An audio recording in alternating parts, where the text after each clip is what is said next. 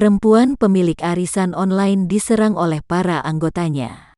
Dia dituding tidak membayarkan uang peserta sesuai perjanjian awal. Gegara kasus ini, rumah SS di Rantau Prapat, Kabupaten Labuhan Batu didangi para peserta arisan online.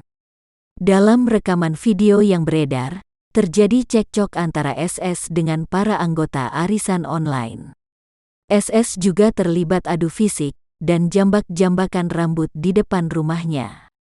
Perbuatan mereka, anggota arisan online, meresahkan saya, kata SS, saat dikonfirmasi, Senin, tanggal 27 September tahun 2021.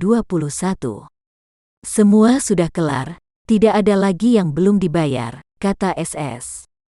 Dia menuding bahwa ribut-ribut masalah arisan online ini lantaran diduga ada persaingan bisnis. Satu orang anggota yang datang menyerang ke rumahnya, membuka arisan online yang sama. Sehingga, kata SS, anggota tersebut memprovokasi anggota lain.